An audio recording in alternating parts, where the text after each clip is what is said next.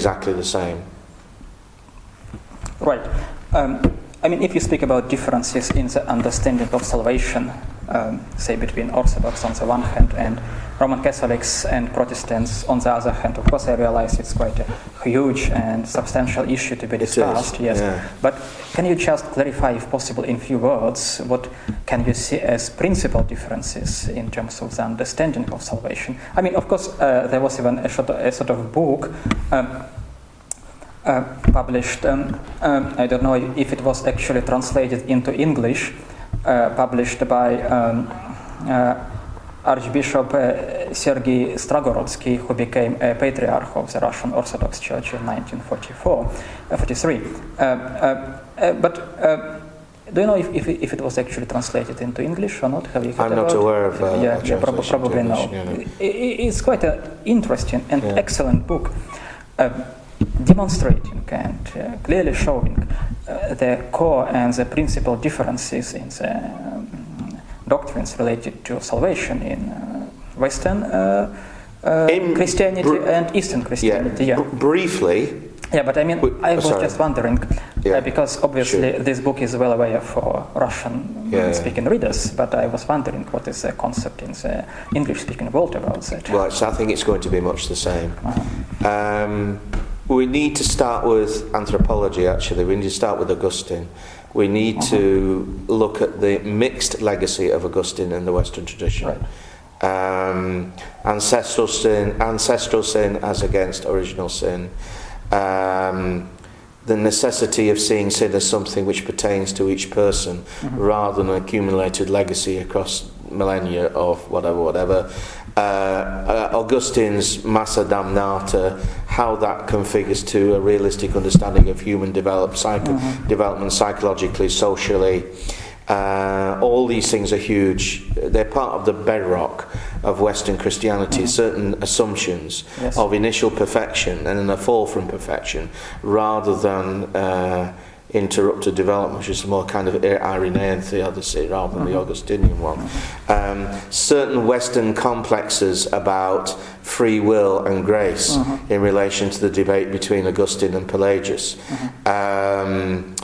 The legacy of all this in the scholastic Middle Ages in the West was to emphasize the peril of humanity to such a point that although it was moderated in Catholicism and not as quite as extreme, for example, as in Calvinism subsequently, you start to get a very morbid, psychologically and socially destructive version of Christianity that eventually Luther will break out of, but he will not really be able to break free from it, because he's still got certain, being an Augustinian friar, he's still got certain Augustinian assumptions about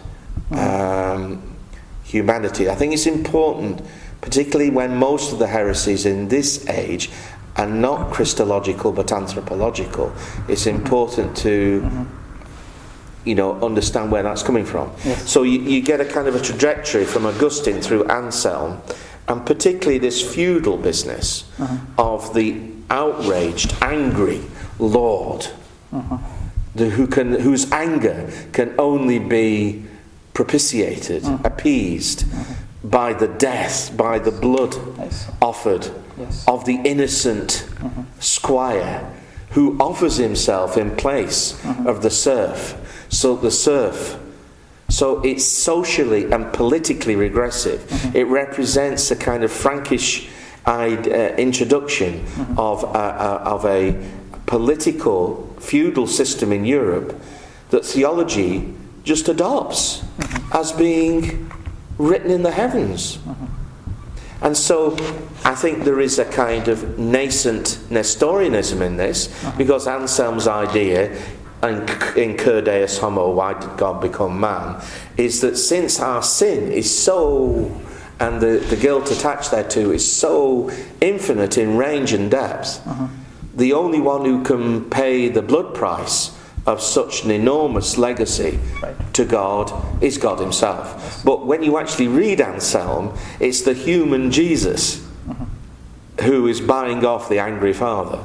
Now this introduces also into Western Christianity the idea that God the Father is himself under some external constraint of justice. But it's justice very much crafted out of the feudal conception of the outraged Lord and the need for blood reparation. Now, one has to ask oneself, where is the resurrection in all of this? And strictly speaking, in that characterization of salvation, the resurrection is not required at all. If you want to know what really propelled me out of Protestantism and everything connected with it and the West and the Latin, it's that. It's that actually. I see. Why am I Orthodox? Because of the resurrection. Because I will not divide the cross from the resurrection. I have to see the crucified and the risen Lord as the one who saves me, or is saving me, and the one from whom my repentance is a necessary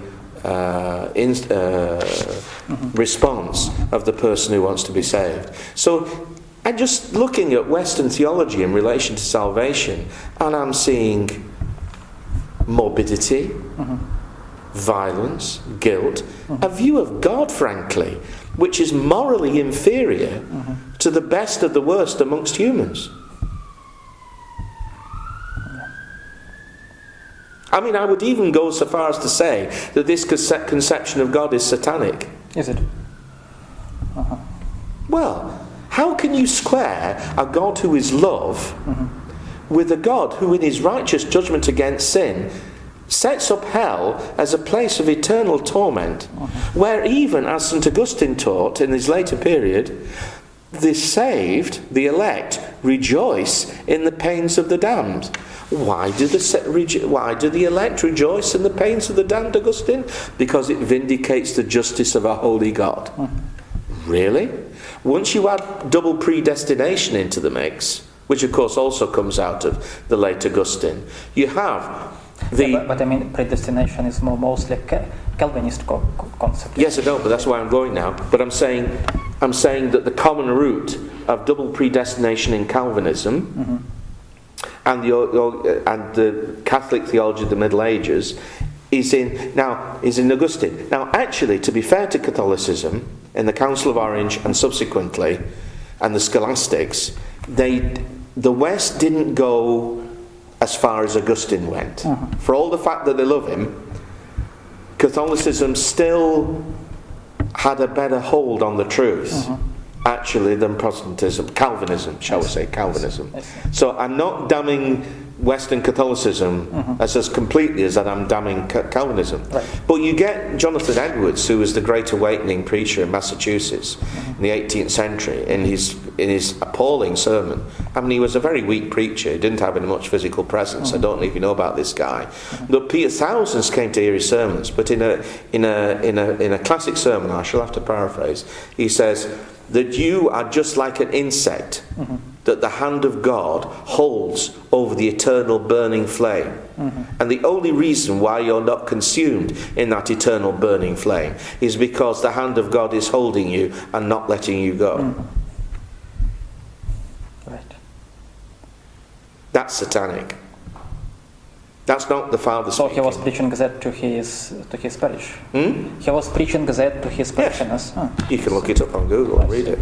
Good. Now, I fully admit that Catholicism did not go that far. When it tackled Luther on justification by faith, it would say faith working through love. The Scholastics and Aquinas and the Dominicans generally, and the Franciscans as well, Bonaventure, were quite clear to point out that actually human faculties and the grace-transformed will is necessary for salvation. So Catholicism remains much closer to orthodoxy on this than classic Protestantism. But what many Catholics don't understand is that the original problem was the dominance of Augustine in the Western tradition. Thank you, Father. I'm sorry to go all preachy on you, but that is the complete picture from my point of view. Yeah. Thank you. I mean, it's very important to know, and you can probably make it. And of course, they don't have theosis and they don't have transfiguration, and it is, the whole thing that is connected with the resurrection and the gift of the Spirit is much. Occasionally, you'll get reform movements like Pentecostalism and the charismatic movement bringing to the fore something that we've never neglected. But the reason why they have to bring it into the front is because it's always been pushed into the back. I see. You have mentioned so-called flying bishops in flying bishops in the Anglican Church. Do they still exist? Yes. They do? Oh. Yes. And do they just care of the parishes which do not Yes, one of them is a friend of mine. He's the auxiliary bishop of Pontefract in Yorkshire, Tony Robinson. I trained with him at in Anglican Seminary. Tony Robertson. Robinson. And he's he's not actually a flying bishop in the sense that he's an area bishop, a suffragan, an auxiliary bishop, and he belongs to a kind of connection of parishes called the Society of St Hilda and St Wilfrid, Orthodox Saints of the West, obviously the 7th century. And but this is basically what he does. He goes to parishes that will not have women priests ministering them, and his own spirituality is Anglo-Catholic and fairly traditional, and much closer to us, say, than most of the other bishops. And there are others like him. But the problem is, Sergei, is that whereas the Act of Synod, which created the flying bishops to start with 23 years ago, provided for them to operate whether or not the local diocesan bishop agreed. Now, if a flying bishop is to do his work, it must be with the authorization of the diocesan bishop.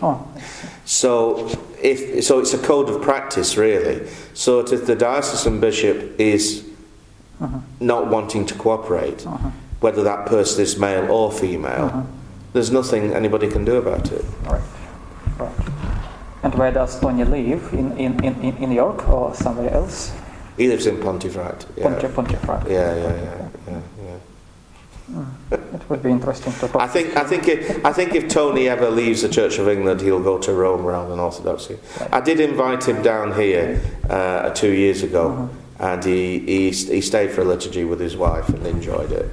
But I think he doesn't know much about Orthodoxy, really. Right. Hopefully he knows a bit more now. Let's hope it will happen. Yeah. But you see, the trouble is the Church of England is in this, more confidentially now. The Church of England really is in serious problems now. They're closing parishes. Bishops are talking about managed decline. Right. I went to a meeting at Lambeth Palace recently on behalf of Antioch, and Justin Welby was speaking. And it's quite clear they have huge problems. Right. And what are we going to see here, Sergei? Now, this is where I start to be challenging to Orthodox hierarchs. What are we going to see? Are we going to see Christianity completely dismantled in this country? This is a question of the salvation of souls. Are we going to see Christianity completely dismantled in this country? And, for example, Islam take over? Or are we going to see Orthodox Christians, communities, parishes, priests and bishops becoming a little bit more mission-minded and having less of a diasporal mentality and more of a missionary character? Right. And although Antioch is committed to that, I'm not going to be quoted on this, so I shall hunt you down if you do quote me. Okay. The only Orthodox church really that has either the intention, the capacity, the inclination or the possibility of doing this is Russia. Is it? Yes, in my opinion. The Greeks will never do it. Well, Greeks are probably... The Greeks are the Greeks and that's it. And they have their own problems in the Eastern Mediterranean with Cyprus and Constantinople. Antioch is too small. We have the right ideas, but we've got our own problems in Syria and Lebanon. Yes. Where is this leadership going to come from, if not from Russia?